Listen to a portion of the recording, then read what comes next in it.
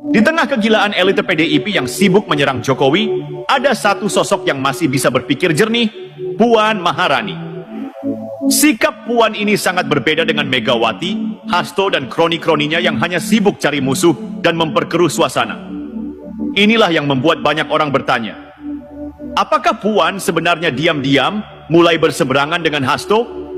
Apakah Puan sadar bahwa PDIP sedang menuju kehancuran jika terus menyerang Jokowi? Jika benar Puan memilih berpihak ke Jokowi, ini pertanda baik. Karena artinya, masih ada orang waras di PDIP yang tidak mau ikut permainan kotor. Kita akan lama tidak bertemu, baik dengan Ibu Puan Maharani, dengan Bapak Surya Paloh. Jadi, ya ini berbuka puasa sambil silaturahmi, berbicara, semua dibicarakan. Hubungan dengan PDI Perjuangan baik-baik saja. Hubungannya hangat Pak, antara Pak Jokowi dengan PDIP. Ya, hubungannya memang hangat, betul. Memang hangat, dengan Mbak Puan hangat.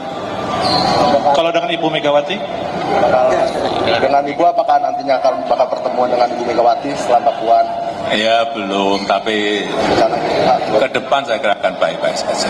Puan Maharani mungkin akan jadi tokoh utama yang mengubah wajah PDIP. Selama ini wajah PDIP kan lekat dengan perlawanan, konfrontasi, dengan perjuangan. Tapi Puan mungkin bisa kita harapkan mengubah itu. Kita mungkin bisa berharap Puan bakal menjadi pengganti Megawati sebagai Ketua Umum PDIP pada kongres mereka yang dalam waktu dekat akan diselenggarakan. Gaya Puan bisa dibilang pro perdamaian, pro harmoni. Ini tidak berarti Puan tidak kritis, tapi tetap Puan menunjukkan sikap yang berorientasi pada persatuan, bukan perpecahan. Gaya peaceful Puan ini terlihat dalam kontroversi pengakuan Deddy Sitorus bahwa pada pertengahan Desember yang lalu, PDIP didatangi utusan khusus yang mengajukan 2 permintaan pada PDIP. Pertama, Hasto Kristianto diminta mundur sebagai sekjen. Kedua, PDIP diminta tidak memecat Jokowi. Tanpa menyebut nama utusan itu, Deddy menjelaskan bahwa 2 permintaan itu tidak dipenuhi oleh PDIP. Cerita yang disampaikan melalui konferensi pers itu menjadi ramai dibicarakan karena itu membuat banyak orang menganggap karena PDIP tidak mengikuti 2 permintaan itu, Hasto akhirnya benar-benar ditahan. Tersebar pula tuduhan bahwa yang mengirimkan utusan adalah Pak Jokowi. Jokowi tidak terima dituduh begitu. Jokowi membantah bahwa dia mengirimkan utusan itu ke PDIP sebelum partai itu memecatnya sebagai kader. Ia memastikan bahwa jika memang ada pihak yang menghubungi PDIP, itu bukan atas perintahnya. Jokowi juga mengaku selama ini memilih diam terhadap berbagai tudingan yang diarahkan kepadanya. Tapi kesabaran itu ada batasnya, kata Jokowi. Cerita Deddy tanpa terhindarkan menebalkan ketegangan antara PDIP dan Jokowi. Di saat kondisi menegang itu, Puan muncul mendamaikan suasana.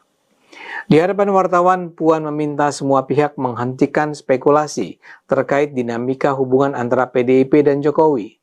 Menurutnya, spekulasi yang terus berkembang hanya akan menimbulkan perpecahan dan prasangka buruk di tengah masyarakat. Sudahi hal-hal yang membuat kita terpecah, belah, dan saling berprasangka. Apalagi ini bulan Ramadan, bulan penuh berkah. Marilah kita berpikir positif dan membangun bangsa ini bersama-sama dengan pikiran yang baik, kata Puan. Puan juga menegaskan membangun bangsa tidak bisa dilakukan sendirian. Dia mengingatkan bahwa setiap individu punya kesalahan. Tapi yang terpenting adalah melakukan introspeksi demi masa depan Indonesia yang lebih baik. Pernyataan-pernyataan Puan itu jelas menunjukkan semangat dia untuk merukunkan mereka yang berseteru. Dia nampak sangat matang. Terus terang ini mengubah cara pandang saya tentang Puan. Selama ini biar bagaimanapun saya selalu melihat dia sebagai mantan mahasiswi saya yang pendiam, pemalu, tidak menonjolkan diri, tapi kaya. Saya memang pernah mengajar dia ketika dia kuliah di Departemen Ilmu Komunikasi sekitar 30-an tahun yang lalu. Ketika dia sudah masuk politik, bayang-bayang dia di masa lalu itu tidak pernah hilang. Puan adalah anak bungsu dan satu-satunya putri Bu Mega. Ayahnya, Taufik Kemas, adalah seorang politikus PDIP yang menjabat sebagai ketua MPR dari tahun 2009 sampai dia meninggal pada 2013. Tapi ketika Puan menjadi mahasiswi, PDIP masih menjadi partai yang dimusuhi Orde Baru. Barangkali karena itulah dia masih terlihat sebagai putri cantik yang pengalah, manja, dan bukan petarung. Kini tiba-tiba saja sosok Puan berubah. Dia hadir untuk mengatasi sengketa berkepanjangan di dalam tubuh partai banteng mengamuk itu. Dan ini tidak mewakili semangat PDIP seperti yang selama ini lazim diperlihatkan.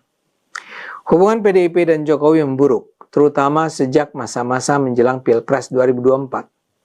Jokowi kan semula mendukung Ganjar Pranowo sebagai capres, tapi akibat perlakuan Megawati dan sekutu di sekitarnya di masa-masa akhir kepresidenannya, Jokowi beralih menjadi pendukung Prabowo untuk bertarung di Pilpres 2024. Putra Jokowi pun Gibran jadi wakil Prabowo. Putra bungsu Jokowi Kaisang Pangarep jadi ketua umum PSI yang mendukung penuh Prabowo.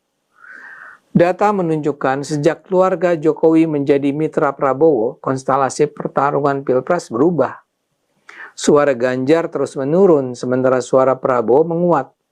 Karena itulah PDIP nampak benci total terhadap Jokowi. Segala macam serangan dilontarkan kepada sang mantan presiden. PDIP misalnya menuduh KPK telah menjadi alat untuk menjalankan pesanan politik dari Jokowi untuk menjadikan kondisi PDIP aut-autan. Aut-autan atau mengacak-acak merupakan istilah yang dilontarkan Megawati dalam satu acara beberapa hari sebelum memecat Jokowi, Gibran, dan Bobi dari keanggotaan partai. Pertarungan ini berdampak sampai kepada hubungan PDIP dengan pemerintahan Prabowo. Bambang Wuryanto alias Bambang Pacul menyatakan ada 3 faksi dalam PDIP terkait dalam posisi hubungan PDIP dalam pemerintahan Prabowo Gibran. Faksi ini terbagi menjadi yang menginginkan segera merapat, faksi yang menolak, dan faksi yang melihat perkembangan dulu. Bisa diduga mereka yang merapat adalah mereka yang dekat dengan Jokowi, mereka yang menolak adalah mereka yang anti Jokowi. Di sisi lain, hubungan Jokowi dan Puan itu harmonis sejak awal. Jokowi menunjuk Puan sebagai Menko PMK dalam kabinet yang pertama pada 2014. Saat pengumuman nama kabinet, Jokowi menyebut Puan sebagai politisi perempuan yang kaya pengalaman. Jokowi juga menyebut Puan sebagai panglima politiknya saat pemilu 2014 yang lalu. Dalam sengketa PDIP dan Jokowi, Puan hadir sebagai pembela Jokowi. Puan misalnya secara tegas membantah beredar cerita bahwa persoalan antara Jokowi dan PDIP bermula dari permintaan perpanjangan masa jabatan presiden jadi 3 periode. Puan mengatakan Jokowi tidak pernah menyampaikan ingin jabatannya sebagai presiden ditambah atau diperpanjang. Enggak pernah meminta pada Bu Mega perpanjangan 3 periode, kata Puan pada Oktober 2023. Kini Puan kembali tampil untuk meminta PDIP berhenti menyerang Jokowi. Dan ini semakin penting karena PDIP akan menyelenggarakan kongres beberapa bulan ke depan. Yang istimewa kali ini sangat mungkin akan ada pemilihan ketua umum baru. Selama ini saya menyangka Megawati adalah ketua umum yang punya hak prerogatif memilih ketua umum berikutnya. Tapi saya ternyata salah. Pemilihan ketua umum PDIP ditentukan oleh Kongres. Megawati selama 26 tahun menjadi ketua umum ya karena peserta Kongres kompak secara aklamasi memilih Mega. Tapi dalam Kongres 2025 ini sudah semakin kuat desakan agar Mega bersedia mengundurkan diri dan peserta Kongres akan memilih pemimpin baru.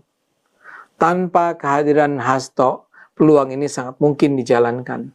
Dan kalau pemilihan ketua umum jadi diselenggarakan, Puan sangat punya modal yang diperlukan. Tentu saja tak mudah begitu saja Puan bisa jadi ketua umum baru PDIP. Garis hardliners PDIP yang dibesarkan Hasto masih bertahan di sana.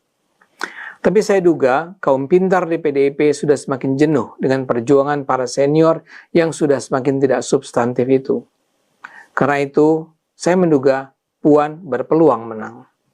Dan kalau itu terjadi, kita bisa berharap akan lahirnya sebuah PDIP baru yang lebih progresif dan berkualitas.